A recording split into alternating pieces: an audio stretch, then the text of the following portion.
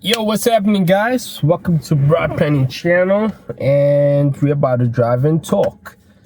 Today we're talking about rand manipulation. Yeah, I know I'm a bit late to the party, but I gave it some time, so I have a lot to say about that, and I think you'll be interested to hear about it. Once again, guys, please remember to subscribe, like and share these videos, and let's drive and talk about rand manipulation.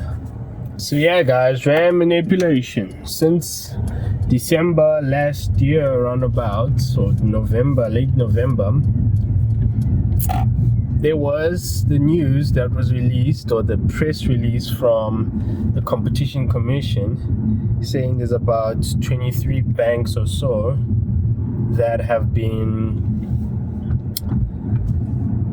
well, it was announced that they are under investigation. So my initial thoughts was to make a video because it was a pretty interesting development. But for those who don't know my background, I'm a qualified accountant and tax practitioner. I run my own accounting firm, and I've worked in the financial services industry, and I'm currently a fund manager in the sense that I trade forex, gold, stocks, and so forth. So when I heard this news, it was pretty interesting because the topic is currency manipulation, but in this context, or in terms of how the news broke out, it was dubbed as the rand manipulation saga story, whatever the case may be.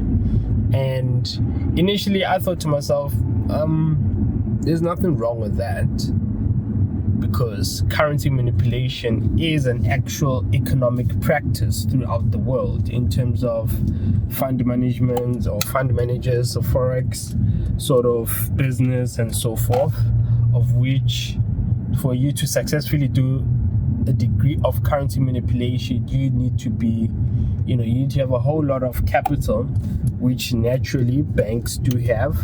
So, that's something that they would do, as well as reserve banks or major banks that are government owned and so forth.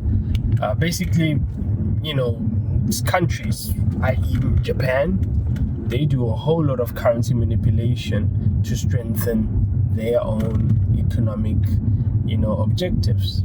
So what's the big deal, right? Now, okay, then you start hearing that they made a whole lot of money through this period of about 2000 and it was a long time ago, either way, of which I do remember that initial report where ABSA was the main accused. I don't know who else, but ABSA, and Ramos, the CEO, then she said something about it, apologized, whatever the case may be, but that went nowhere. So based on what happened then, which then I did not understand what was going on, but now I do understand a whole lot more, I just realized that this is a very dodgy announcement. But then again, I waited and eventually read the actual press conference. And when one read the press conference, or the press release, I meant to say, you're like, okay, there's a whole lot of hot talk, but now you're coming and saying that you guys found out these things via WhatsApp groups, or information via WhatsApp groups. You got information because one of the banks decided to come forth and actually confess what has happened. I'm like, wow. So as a competition commission, there's nothing that you guys did that actually made these people to be found out. It's more of like somebody said, okay, somebody's on to us, and we're going to give you the information on the rest of the guys so that you can give us immunity, and that's just how it works, right? I understand the immunity part, but my problem is this is showing that the Competition Commission has no idea what they have gotten themselves into, they have no idea what they're trying to do. So this is, I believe it's a witch hunt to someone to either make certain banks to comply. It's an attempt to show or to demonize banks and therefore, push the agenda of a state-owned bank. I mean, it's possible. I mean, all of these, and I'll tell you why I think so, because it really does not make sense. It really does not make sense what's happening in terms of this announcement by the Competition Commission. Because first of all, you guys need to understand, based on what I said earlier, banks do this thing. It's what they do. They use their competitive advantage to basically, you see that sometimes it's the words that you use that sort of indicates something wrong, but you need to find what they did wrong, which is what that press release is saying. They are saying that they are going to look into it. They suspect they've done something wrong, but we are yet to confirm and actually charge. So this is reputation damage. As I'm saying, like it's gaslighting. You're hoping to find something, and the banks, I feel like they know, because their response was just like, okay, let's see how far you go. But because they are doing it, but the problem is how you interpret it. They are doing it. Make no mistake, they are manipulating the rand dollar pair for whatever manipulation that they deem necessary. Because first of all, you need to understand how banks are set up, right? So a bank is basically an entity that has a license that it is able to hold funds on behalf of the public, whether it's an individual, commercial, whatever the case may be. And one of the conditions that are aligned with your banking license is that you need to maintain a certain ratio of funds on reserve for whatever the case may be. So basically, if clients want to withdraw all of their monies, there must be something in there for them to get their money back, or for them to, like basically, I'm messing it up because I'm overthinking it, but basically, if you put in 100 rand into a bank, the bank is obliged to have at least around about 10%, 10 rand or 20 rand, whatever the ratio is. That's one of the conditions, because then the other portion of that, it is understood that the banking system or the banks need to use that other money to make money. And effectively, that's what I'm trying to get to. That's how, imagine how many clients that they have, that they are maintaining or managing 90% or 80%, 90 to 80%, 80 to 90% of their funds, and they can do whatever that they want to do. And these are things like where they raise loans, personal loans, private loans. They do financing in terms of bonds, properties, motor vehicle finance, all sorts of things whereby they earn interest. So their actual income is the interest that they make with the money that their clients are leaving into their custody as banks. So I hope you guys can get the train of thought that they have all this capital, and this is a simplistic overview of a bank whereby it uses the monies that it has via clients to borrow and sort of manage and leverage that amount, those funds. And over the years, banks have become sophisticated, whereby obviously things like bank charges as well, that's direct income for them. And then you have things like currency, foreign exchange fees, and so forth. And that's where now things get very interesting. And then you have private equity. You have all sorts of investment solutions or vehicles that the bank chooses to generate additional wealth, to enrich itself, and also to make sure that they have enough funds so that if customers want to take out their money, the funds are there.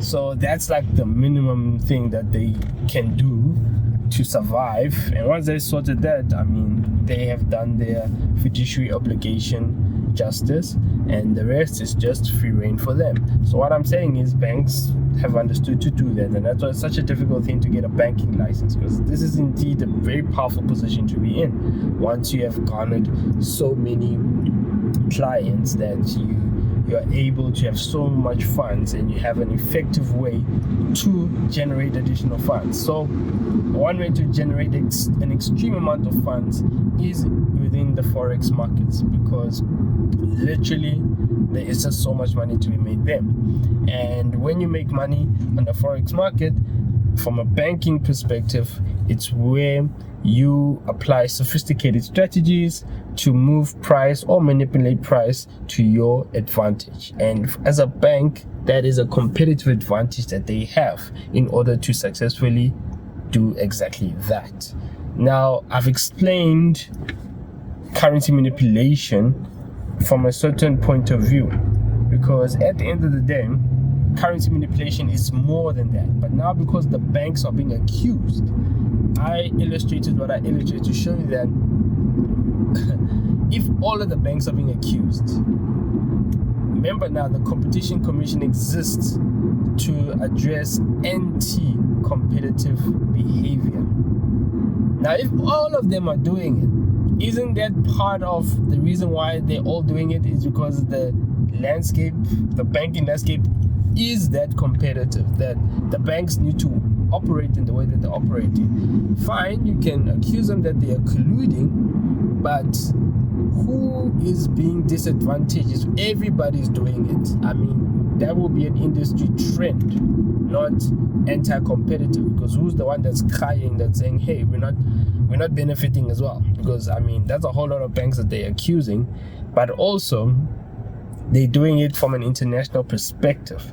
So now that applies limitations to what the banks, to what the Competition Commission can actually hold the bank to account for. So that already does not make sense, because now they are going to be judged on the income that they are making locally or within the borders of South Africa. I had to take a bit of a camera break. But yeah, guys, I was just saying, at the end of the day,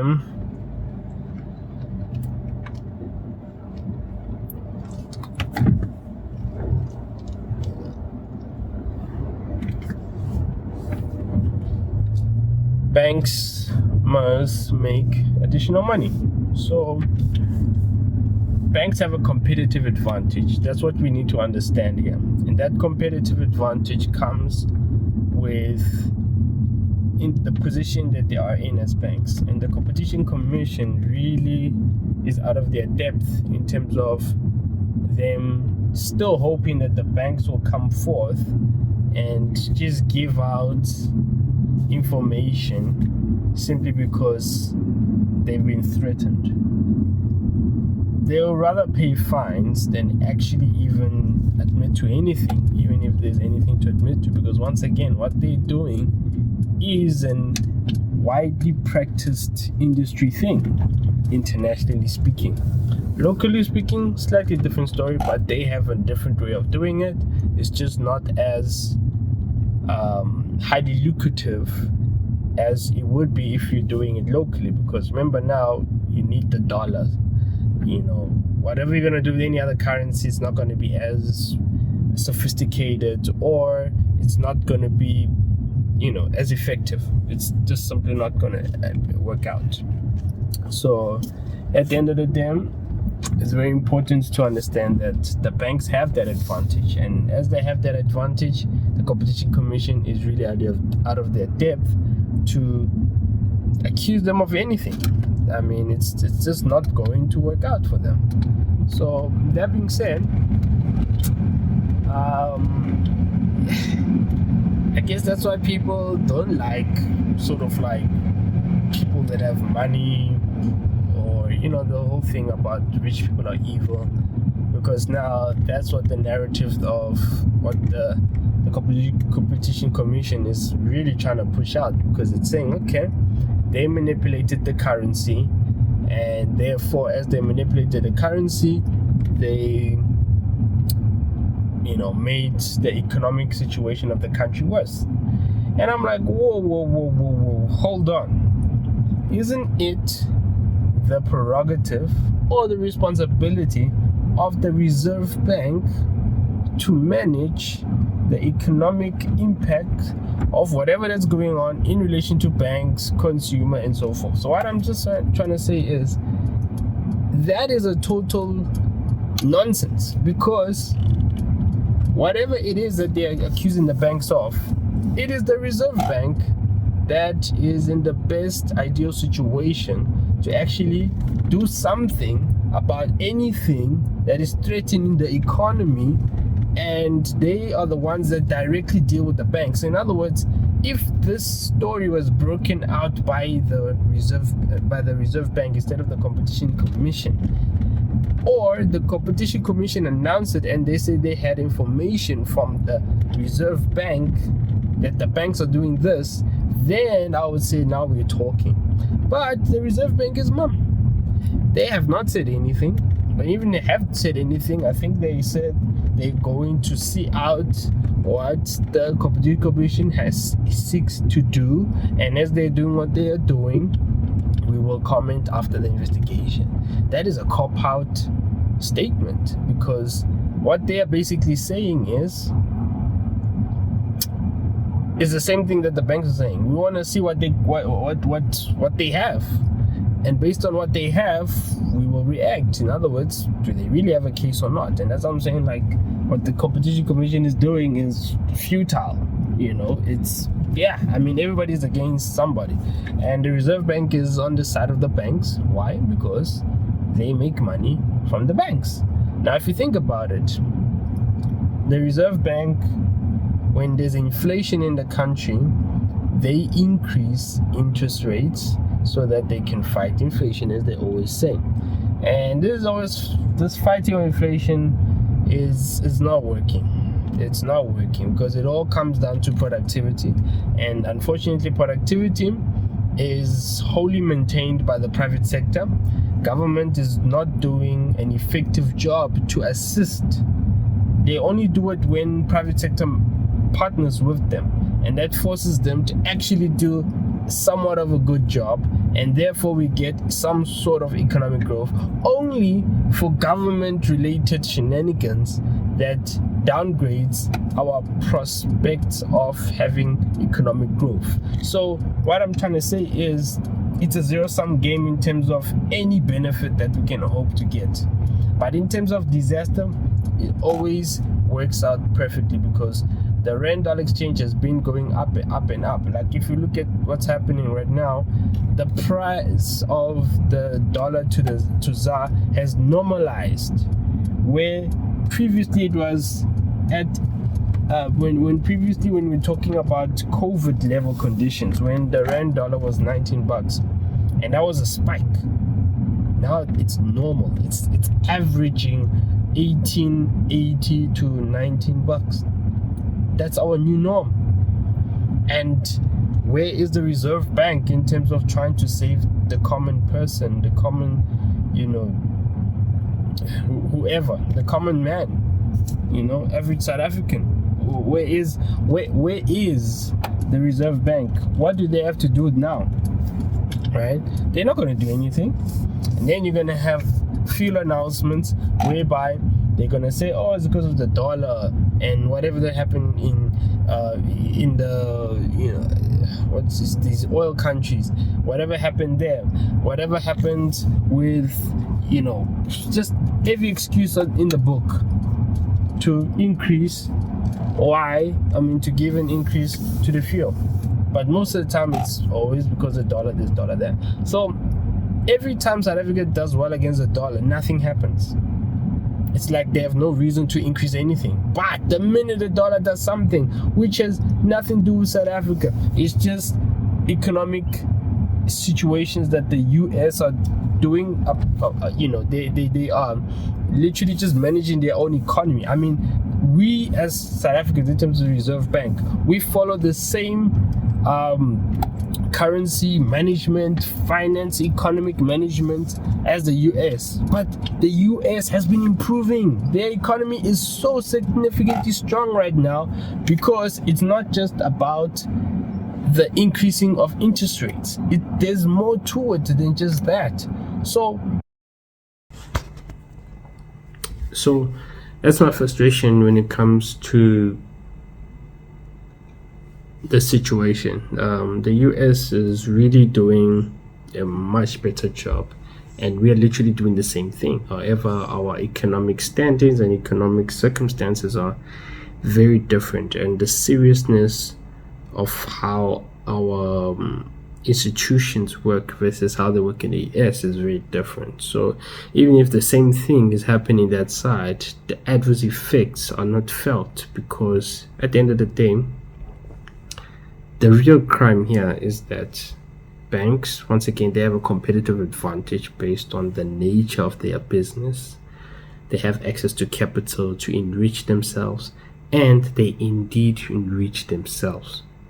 And part and parcel of what they do involves them taking money from everyone: poor, middle class, upper class, ultra rich. The banks have the ability to take money from everyone, and not just take money.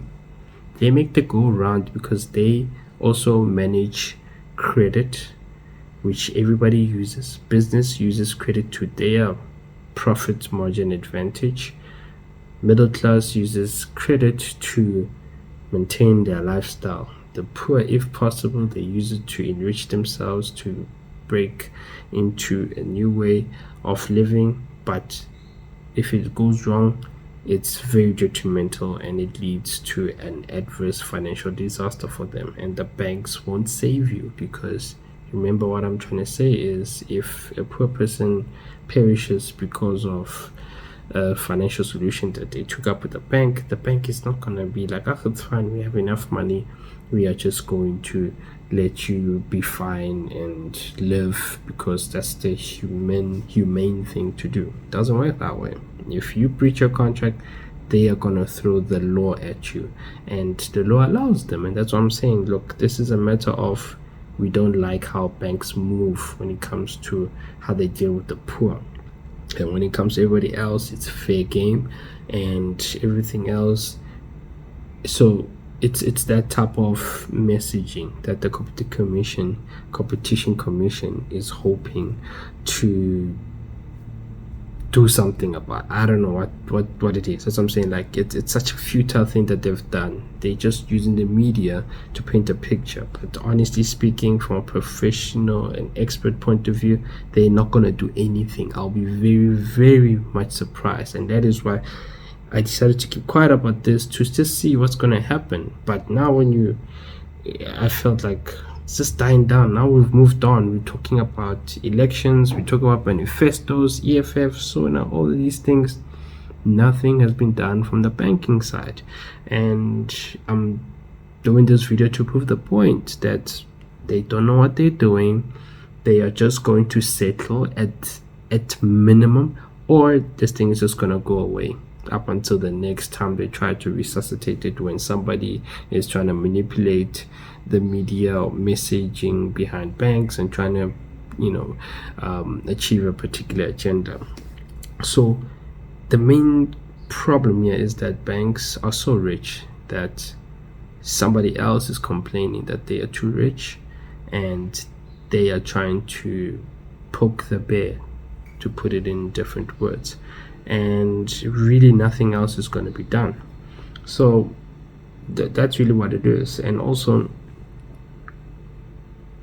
to really look at what the bank is doing, that we as people, ordinary people, would hope they could do, is they manipulate the currency to the advantage of the economy. And that's what's going to help everybody. And that's, once again, I put all the blame on the Reserve Bank. The Reserve Bank should be spearheading this effort, working with banks in order to achieve ideal economic conditions / circumstances. But as long as they are benefiting, they don't want to get in the way of the goose that's laying the golden egg, they're not going to do anything. And that's what I'm saying. We don't have robust economic regulators. They don't know what they're doing. They're allowing the banks, the banks are the new government, to be honest, because they hold financial power. They hold a certain degree of sovereignty that, I mean, the government uses one of the big banks to manage its own affairs.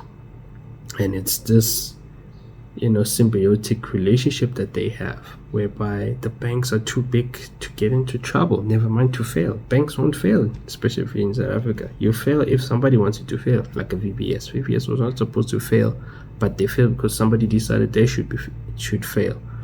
So that's the issue, guys. That's really what's happening. This rand manipulation story is deeper than what it looks like.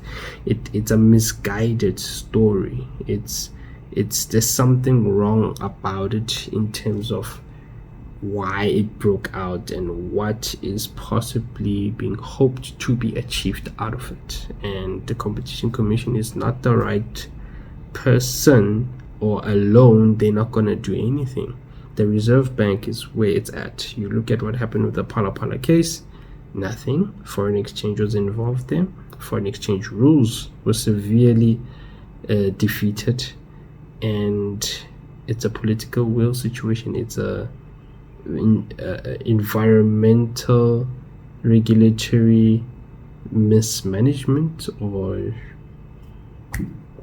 ill management, whatever the case may be. So all these things, guys, I'm just trying to paint a picture that these things happen, and some people are using their competitive advantage, or the banks are using their competitive advantage to participate in what is done industry-wide, internationally.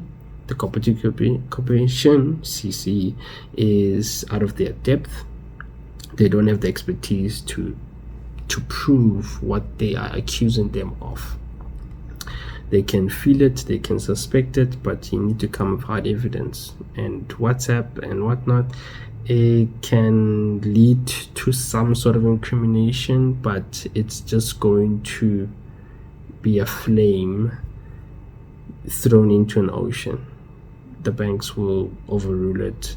They'll just say, oh, these people, they were doing their own thing, they were not acting in the best interest of the bank, and we will do disciplinary measures, blah blah blah, pay a fine, and it's okay, the problem is solved. Nope, it's not solved, because the main victims here are the South African people that are suffering under these absolutely horrible and horrendous economic conditions that are being caused by government slash government institutions that are not doing an effective job to really do what needs to be done.